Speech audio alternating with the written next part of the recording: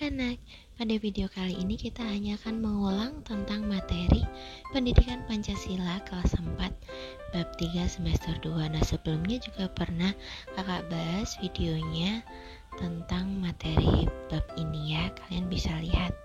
Kita langsung saja yuk belajarnya. Rangkuman materi yang pertama adalah faktor-faktor yang mempengaruhi keberagaman budaya di masyarakat. Anak-anak perlu ingat lagi bahwa di Indonesia itu ada banyak sekali keberagaman budayanya. Nah, faktornya yang pertama itu karena letak Indonesia yang strategis. Jadi Indonesia itu berada di garis khatulistiwa dan juga di antara dua samudra, yaitu Samudra Hindia dan Pasifik, dan juga di antara dua benua, yaitu benua Asia dan Australia. Ini menyebabkan banyaknya pedagang yang masuk di Indonesia dan menyebabkan beragam budaya. Yang kedua, bentuk negara Indonesia itu adalah kepulauan anak-anak. Kemudian sejarah dari bangsa Indonesia sendiri. Kemudian penerimaan masyarakat terhadap perubahan, dan yang terakhir ada kondisi alam. Kondisi alam yang berbeda-beda di setiap pulau Indonesia itu mengakibatkan keberagaman budaya. Selanjutnya, semboyan bangsa Indonesia. Anak-anak perlu ingat semboyan bangsa kita adalah Bhinneka Tunggal Ika, yang artinya berbeda-beda tetapi tetap satu jua. Nah, kata Bhinneka Tunggal Ika ini ditulis menggunakan bahasa Sanskerta dari kitab Sutasoma karangan Empu Tantular pada masa kerajaan Majapahit. Nah, ini sekitar abad ke-14.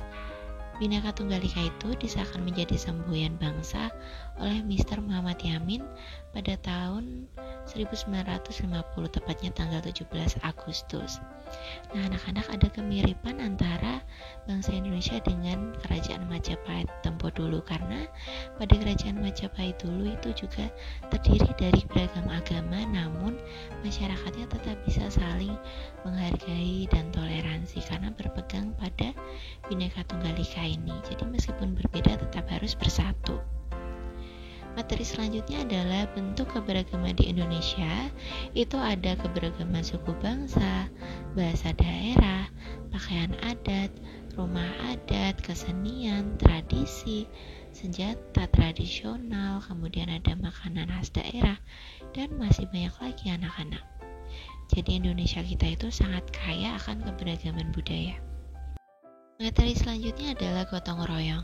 Gotong royong itu merupakan kerjasama yang dilakukan oleh sekelompok orang untuk mewujudkan kepentingan dan tujuan bersama. Jadi gotong royong itu suatu kegiatan yang dilakukan bersama-sama dan dengan tujuan yang sama, anak-anak. Gotong royong di masyarakat itu ada dua jenisnya. Yang pertama, gotong royong berupa tolong-menolong, yaitu mereka saling membantu sesama untuk meringankan kesulitan yang dialami orang lain. Gotong royong yang kedua adalah kerja bakti, merupakan gotong royong yang bertujuan mencapai kepentingan bersama tanpa mengharap imbalan upah. Nah, anak-anak, jadi budaya tolong-menolong juga termasuk gotong royong. Kemudian kerja bakti itu biasanya membangun sesuatu bersama-sama atau membersihkan lingkungan bersama-sama. Manfaat gotong royong. Anak-anak, gotong royong itu ada banyak sekali manfaatnya. Yang pertama, dapat meningkatkan rasa persatuan dan kesatuan dalam masyarakat. Kemudian, terciptanya rasa solidaritas yang tinggi antar anggota masyarakat. Gotong royong dapat menjalin kerukunan hidup dalam bermasyarakat. Kemudian, pekerjaan menjadi lebih ringan dan cepat selesai. Gotong royong juga dapat meningkatkan rasa kebersamaan dan tolong-menolong antar sesama. Selain itu, gotong royong juga dapat terhindar dari konflik dan juga perselisihan. Manfaat gotong royong yang terakhir adalah meningkatkan rasa tenggang rasa. Jadi kita melalui gotong royong ini bisa saling peduli antar sesama dan juga lebih rukun. Selanjutnya adalah permainan gubak sodor. Anak-anak, gubak sodor merupakan permainan tradisional yang berasal dari Jawa Tengah. Namun, gubak sodor memiliki nama yang berbeda-beda di setiap daerah, anak-anak. Nah, nilai yang dapat kita ambil dari permainan gubak sodor itu ada nilai kejujuran, kemudian nilai tanggung jawab, nilai kerjasama, nilai strategi, dan juga nilai sosialisasi. sosialisasi itu hubungan antar teman ya.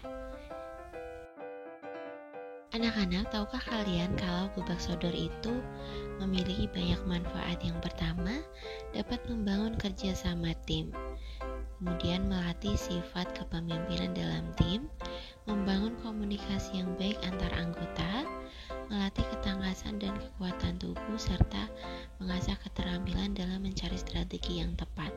Nah, jadi pada gobak sodor ini sangat penting sekali kerjasama dalam tim.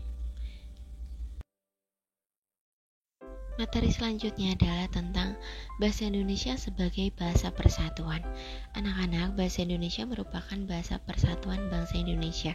Kenapa? Karena dari berbagai daerah di Indonesia itu ada ribuan bahasa daerah anak-anak. Jika tidak disatukan dengan bahasa Indonesia, itu dapat menimbulkan konflik. Nah, bahasa Indonesia ini membuat kita paham dengan apa yang dibicarakan teman kita dari daerah lain. Nah, itu sebabnya bahasa Indonesia sebagai bahasa pemersatu. Nah, bahasa Indonesia ini ditetapkan sebagai bahasa persatuan dalam Kongres Pemuda II pada tanggal 28 Oktober 1928. Nah, kongres ini dihadiri oleh pemuda dari berbagai pelosok Nusantara di seluruh Indonesia. Nah, hasilnya juga berupa Sumpah Pemuda anak-anak. Nah, anak-anak, sekian pembelajaran kita kali ini. Semoga dengan video ini kalian bisa lebih paham. Sampai jumpa di video berikutnya.